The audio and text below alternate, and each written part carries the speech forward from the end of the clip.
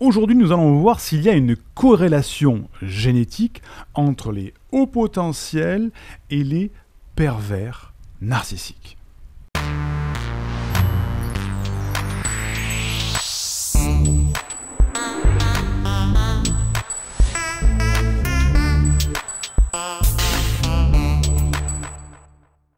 Alors aujourd'hui, une question de Xiaomin qui me pose une question par l'intermédiaire de la ligne rouge, un formulaire qui est réservé aux élèves d'université pour poser leurs questions. Xiaomin me dit, et je lis sa question, y a-t-il une forte corrélation génétique, sociale, statistique, etc. entre pervers narcissiques et haut potentiel? Leurs liens sont-ils inexorables, me demande-t-il. Je m'explique, Xiaomin s'explique. Sujet couple HP pervers narcissique est déjà abordé, mais quand les familles sont composées de beaucoup de hauts potentiels et de pervers narcissiques, mère et frère HP, père pervers narcissique, quelques frères et sœurs HP, mère pervers narcissique, y a-t-il une part génétique là-dedans? Environ 2 à 3% de hauts potentiels, environ 2 à 3% de pervers narcissiques dans la population. Une question très intéressante de Xiaomin.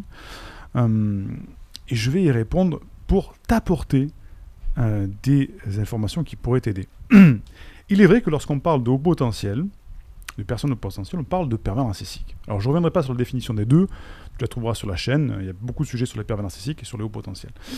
Haut potentiel et pervers narcissiques, pourquoi on en parle souvent ensemble? Tout simplement parce que les deux s'assemblent comme une pièce de puzzle.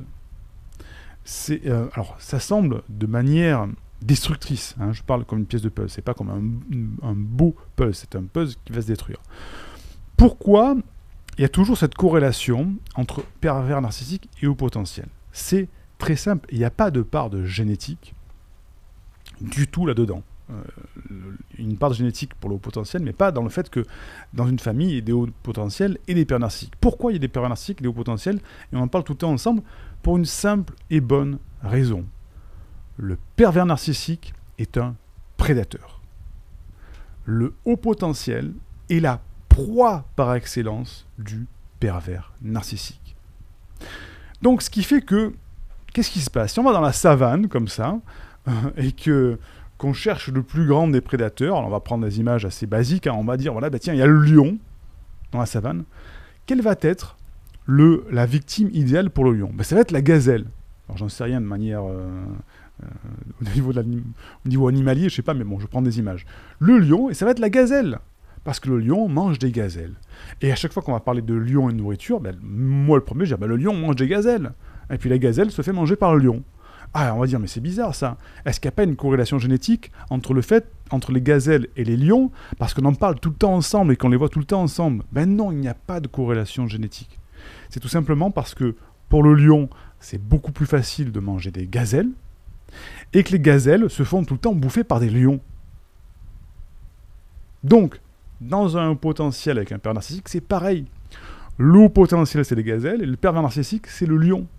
Et ils vont toujours se retrouver ensemble parce que c'est plus facile pour le pervers narcissique de bouffer un haut potentiel, et le potentiel va tout le temps avoir des problèmes avec un pervers narcissique. Donc il n'y a pas de corrélation génétique, c'est une corrélation comportementale de prédateur à victime.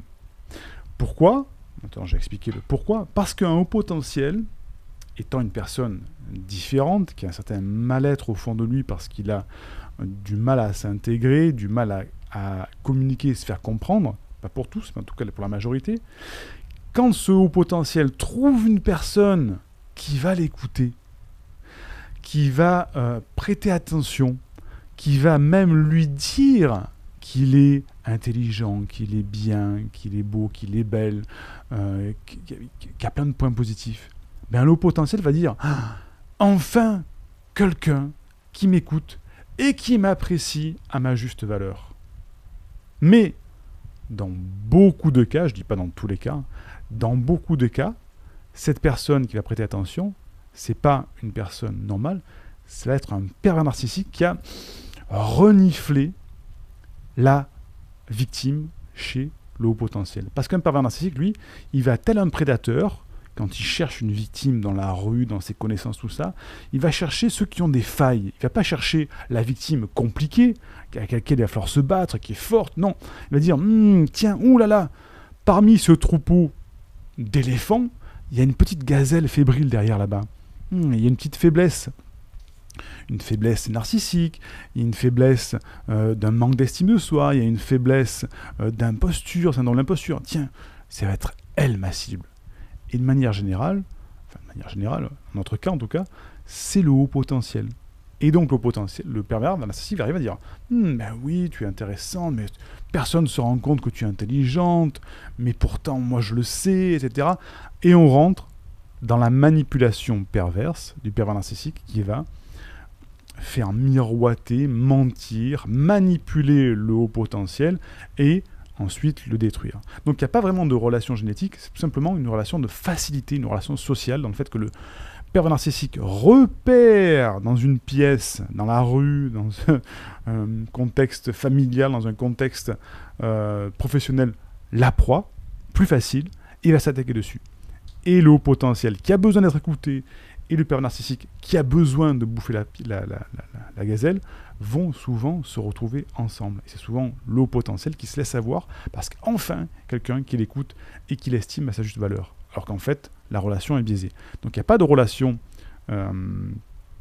génétique, et quand on se retrouve dans une famille avec des hauts potentiels et des pervers narcissiques, c'est parce que malheureusement, cette fusion de couple a été une fusion pervers narcissique haut potentiel, qui ont peut-être fait des enfants, etc., etc. Et on se dit, ah, c'est bizarre, ben oui, ça fait des pervers narcissiques. Alors j'ai des parents pervers narcissiques au potentiel, c'est bizarre. Puis on a eu des frères et des sœurs qui sont au potentiel pervers narcissiques. Alors c'est vrai, quand on a des parents qui sont pervers narcissiques au potentiel, génétiquement, on a plus de chances d'avoir des enfants au potentiel. Ça, c'est la science qui le prouve, hein, c'est pas moi qui le dis, d'avoir des enfants au potentiel. Mais quand il y a des éléments parental qui est pervers narcissique, il y a un déséquilibre quelque part qui fait que les enfants risquent d'avoir aussi un déséquilibre. Alors c'est pas systématique, heureusement, mais quand on prend un parent pervers narcissique, il y a des malchances d'avoir un enfant sur deux qui aura des problèmes comportementaux liés à ça. Donc voilà pourquoi on se retrouve avec des familles où il y a des mélanges HP-PN, parce que c'est biaisé à la base. Mais c'est pas du tout une relation génétique. J'espère que je t'ai répondu. Ciao Mine. Indique-moi en description à quelle adresse t'as envoyé la formation offerte qui s'intitule « Canalise tes pensées envahissantes et profite de l'instant présent ».